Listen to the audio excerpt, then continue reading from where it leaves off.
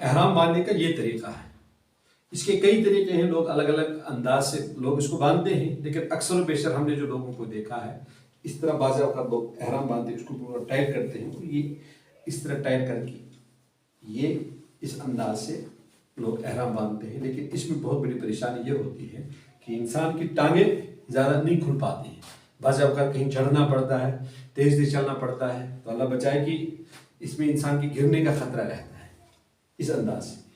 اور سب سے آسان طریقہ یہ ہے، اور ہم کشمیریوں کو تو لنگی بہت کم ہم لوگ استعمال کرتے ہیں، یہاں پر ہمارے یہاں پاجامہ زیادہ تر استعمال ہوتا ہے، اس لیے ہماری لنگی حالت احرام میں قابو میں نہیں رہتی ہے. اس لیے تھوڑا سا اس کی طرف آپ دھیان دیں. اس کا بہتر اور آسان طریقہ یہ ہے کہ آپ نے اس کے دو سائڈ کر لیے، ایک کو لمبا کھینچنا ہے اور ایک کو کم کھینچنا ہے. تو یہاں پر آپ اس کو باندھیں گے اتکن گنڈوں میں سے، یہاں پر آپ اس کو گانٹ لگائیں گے. بسم اللہ.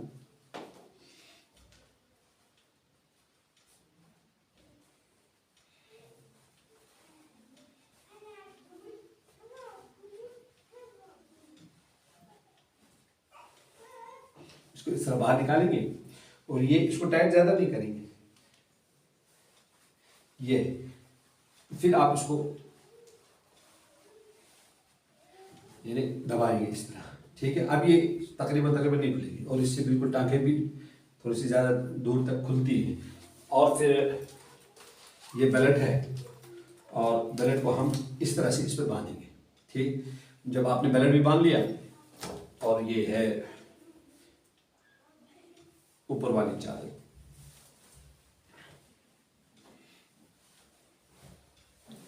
یہ پیشن چال ہے. بس ٹوپی اتاریں گے آپ.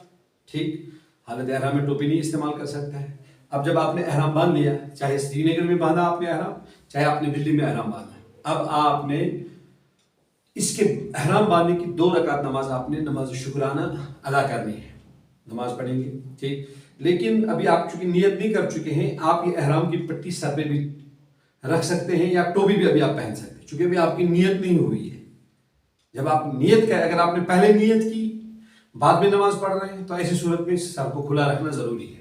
ٹھیک، جب آپ نے احرام باندھ لیا، اب آپ 1 2 3 باتوں کی طرف پوری توجہ دے دیں. نمبر 1، مرد کا سطر ناف سے لے کر گھٹنے تک ہوتا ہے. ٹھیک، اگر نماز کے حالت میں حاجی کا یہ احرام نیچے آ گیا، ٹھیک، یہ اوپر والا جگہ ناف کا سراخ مثلا یہاں پر ہے، تو یہ نیچے آ گیا یا پیچھے کی طرف نیچے آ گیا، تو ایسی صورت میں اگر نماز کے حالت میں ایسا ہوا، نماز بھی خطرے میں ہے اور وضو بھی خطرے میں ہے. یہ وضو بھی ختم اور نماز بھی ختم. اور اگر نماز کے علاوہ یہ نیچے آتا ہے تو یہ سطر میں داخل ہے. جس طرح فوش سطر کو چھپانا ضروری ہے، اس کو بھی چھپانا ضروری ہے، ناف کے نیچے والے حصے کو، چونکہ اس ناف کے سوراخ سے لے کر گھٹنے تک آپ کو اس کو بالکل پردے میں رکھنا ہے. تو اکثر و بیشتر حجاج کرام سے غلطی ہوتی ہے کہ بعض اوقات کچھ کے پیٹ بالکل نکلے ہوئے ہوتے ہیں، تو ان کا بالکل بہت نیچے باندھتے ہیں وہ احرام، وہ خود بھی گنہگار اور جن کی ان پہ نظریں پڑتی ہیں وہ بھی گنہگار. ایک مسئلہ یہ. دوسرا مسئلہ، حالت احرام میں تو آپ زیادہ تھکے ہوئے نہیں ہوں گے، لیکن جب حج کے ایام ہوں گے، خصوص مینا میں، مزدلفہ میں، عرفات میں گرمی زیادہ ہوگی، آپ حد سے زیادہ تھکے ہوئے ہوں گے، تو اس وقت بھی اکثر و بیشتر حجاج کرام کی جو لنگی ہوتی ہے، یہ بالکل اکثر و بیشتر حجاج کرام کا سطر کھلا ہوا ہوتا ہے، جو کہ بہت ہی گناہ عظیم ہے، جو کہ بہت کیا ہے، گناہ عظیم ہے. ٹھیک، اسی طرح جب حجاج کرام ٹینٹوں میں، مینا میں یا مزدلفہ میں یا عرفات میں سو جاتے، تو اکثر و بیشتر ان کی لنگی جو ہے نیچے والا حصہ بعض اوقات اوپر آ جاتا ہے، یا اس طرح بیچ میں گیپ بن جاتا ہے، تو یہ ٹانگیں نظر آتی ہیں.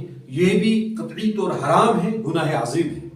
جب آپ نے احرام باندھ لیا، آپ محرم بن گئے، کچھ چیزیں، یعنی اس کا ایک مطلب یہ ہے کہ کچھ چیزیں اب آپ کے لیے حرام ہیں، کچھ چیزیں آپ کے لیے کیا ہیں، اب حرام ہے، وہ چیز آپ نہیں کر سکتے. اس لیے احرام آپ نے دلی میں باندھا ہو، گھر میں باندھا ہو، سری نگر میں باندھا ہو، جہاں آپ نے اپنے حج کا یا عمرے کا احرام آپ نے باندھ لیا ہے، اب آپ ان ممنوعات سے بچنے کی بھرپور کوشش کیا کریں. تو ایک میں نے بتائی بات کہ ستر عورت نہیں ہونا چاہیے، کشف عورت، ستر عورت ہونا چاہیے، کشف عورت نہیں ہونا چاہیے. ٹھیک. دوسری ایک بڑی اہم بات फुकहा ने लिखा कि अक्सर जब आप जाएंगे हरम मोहतरम में तो आप हुज्जाज किराम को देखेंगे कि यहाँ पर भी कांटे लगे हुए हैं, जो सेफ्टी कांटा होता है औरतें इस्तेमाल करती है, यहाँ पर भी कांटा लगा है, यहाँ पर भी कांटे लगे हुए हैं, इधर भी। और कुछ को आप सिला हुआ कपड़ा देखेंगे, सिले हुए या लुंगी देखेंगे, उसमें बिल्कुल बराबर वो नाड़ा दूर या वो लगी हुई होती है। तो बहरहाल वो सारी चीजें उनकी देखा देखी में वो आप ऐसा ना करें, वो चीजें नाजायज है, वो जायज नहीं है। लोग अपने आजादी से क्या कुछ करते, बहरहाल आप तरबियत के लिए यहाँ पर हाजिर हुए हैं, तो हमारे लिए जरूरी है कि हम ये सारी बातें आपके सामने रखें कि आप ऐसा न करना। बिल्कुल सिला हुआ कपड़ा मुनासिब ही नहीं है और जायज भी नहीं है। बहरहाल तो एहराम जब आपने बांध लिया, अब आपकी जिम्मेदारी है अपने सतर को छुपाने की आप भरपूर कोशिश करें। चाहे आप जहाज में हो, चाहे आप तवाफ कर रहे हो, चाहे आप कमरे में हो लेकिन हालत एहराम में हो, होटल में हो, चाहे आप बस में चढ़ रहे हो या बस के या अरफात में हो, मीना में हो, मुजदलिफा में हो, वापस आ रहे हो, वापस जा रहे हो, तो बहरहाल सतर का पूरा ध्यान रखना, कहीं सतर न खुल जाए। जितने लोगों की नजर आप पे पड़ेगी वो भी गुनहगार, लेकिन आप भी गुनहगार, लेकिन आप डबल गुनहगार होंगे। अपना गुनाह तो है ही, लेकिन उसकी गुनाह भी आपके सर आ जाएंगे।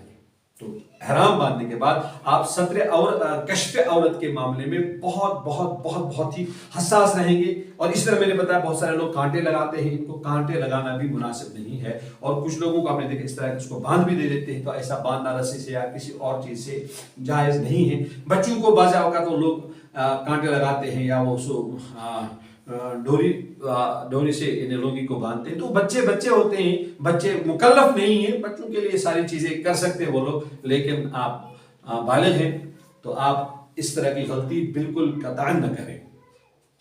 ठीक इसी तरह एक अहम बात आप सुने, हालत एहराम में इंसान ऑलरेडी बिल्कुल हल्का, हमने बहुत सारे मामलात में कुछ थका हुआ भी होता है इंसान।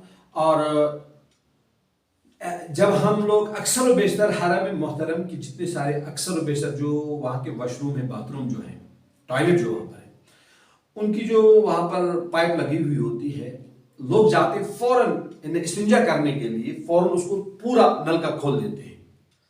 तो चूंकि उसमें बहुत प्रेशर होता है, तो जब पूरे प्रेशर से आप उस टूटी को ऑन करेंगे तो यकीनन आपकी सतर की जगह जहां पर नापाकी लगी हुई है, प्रेशर से पूरे फोर्स के साथ जब पेशाब पे वो पानी लग जाएगा तो मुमकिन है आपका जिस्म साफ होने के बजाय और गंदा हो जाएगा।